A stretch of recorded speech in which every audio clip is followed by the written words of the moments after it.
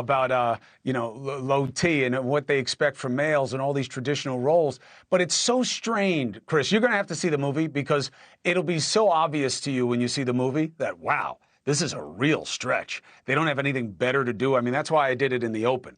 I don't know how you can watch this movie and not come out and just be like, shut up, find something else. You know what I mean? This is not our problem. Well, what if people just enjoyed what they enjoyed and didn't worry about what other people were enjoying?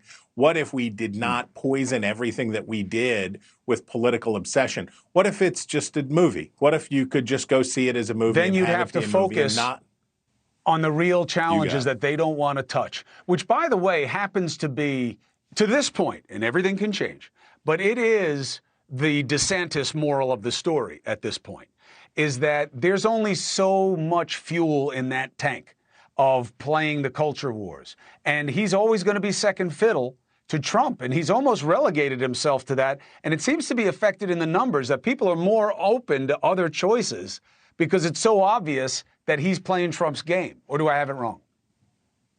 Well, look, I think there is a natural part of the Republican electorate. So as Kamala Harris and other people come after Ron DeSantis for Florida's curriculum, that, of course, helps Ron DeSantis in the Republican nominating contest because it unites Republicans, even those who have been skeptical of DeSantis. It makes him a victim of the same establishment, left-wing establishment that Republicans believe victimizes them at every turn when they talk about the media, when they talk about a two-tier justice system, everything else.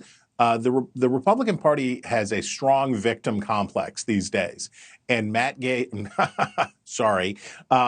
DeSantis being victimized in their minds over this curriculum will help him with these Republican voters. Question for Republicans is, are you going to be able to, when you get to the general election, make an argument beyond victimhood? If you feel victimized by Ken's low T, if you feel victimized by all of these things, that's not how you convince persuadable voters that you're ready to lead. Being a victim may get you sympathy from your co-religionists inside the Republican Party, but it will not get you persuadable voters. All right, last question real quick. Will Trump be on the debate stage? Should he be on the debate stage?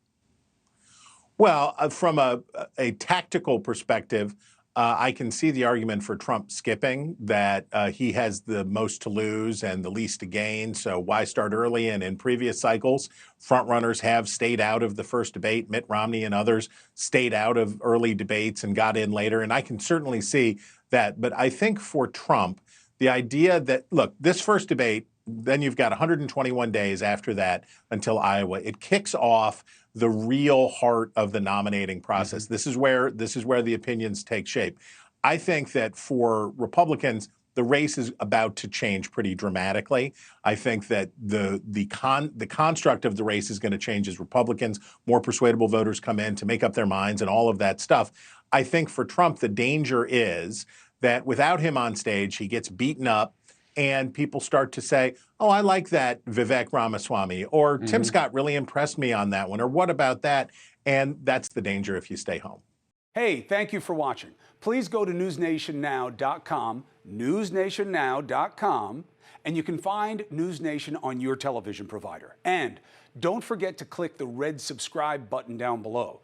Then you will get more of NewsNation's fact-driven coverage.